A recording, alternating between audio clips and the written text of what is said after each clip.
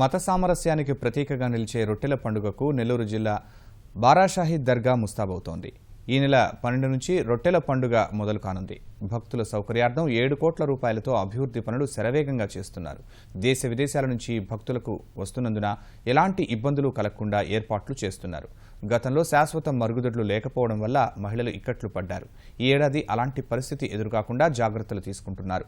4,60,00,000తో రొట్టెలు మార్చుకునే స్వర్ణాల చెరువు వద్ద ఘాట్లు నిర్మిస్తున్నారు. ₹1 కోటి వ్యయంతో మహిళలు, పురుషులకు వేరువేరుగా శాశ్వత మరుగుదొడ్లను ఏర్పాటు చేస్తున్నారు.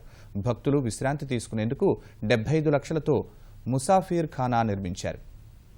ఈ నెల 13న గంధ మహోత్సవం, 14న రొట్టెల పండుగ జరగనుంది.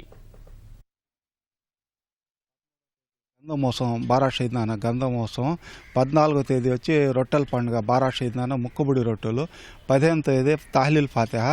దేశ విదేశాల నుంచి భక్తులు వచ్చి బారాషీద్నాన గంధమోత్సవంలో పాల్గొని వాళ్ళు కోరికలు తీర్చుకొని రొట్టెలు అవన్నీ చేసుకుని వాళ్ళ గమ్యానికి చేరుకుంటుంటారు. రాష్ట్ర ఫెస్టివల్గా అనౌన్స్ చేసినప్పటి నుంచి రాష్ట్ర ప్రభుత్వం యొక్క ఆధ్వర్యంలో 120 బయో టాయిలెట్స్ ఏర్పాటు జరుగుతుంది.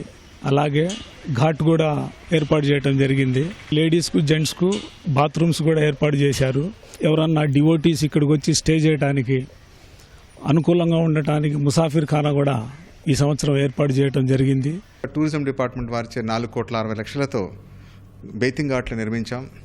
తర్వాత సుమారుగా ₹1 కోటి నిధులు వెచ్చించి ₹1 కోటి నిధులతో టాయిలెట్స్ నిర్మించాం. ఆ చుట్టుపక్కలంతా కూడా బ్యారికేడ్స్ వేయడము, తర్వాత కంట్రోల్ చేయడము, వాళ్ళ భక్తులకు అన్ని వసతుల కోసం నగరపాలక సంస్థ సుమారుగా ₹1 కోటి నుంచి ₹1,20,00,000 దాకా ఖర్చు పెడుతున్నాం.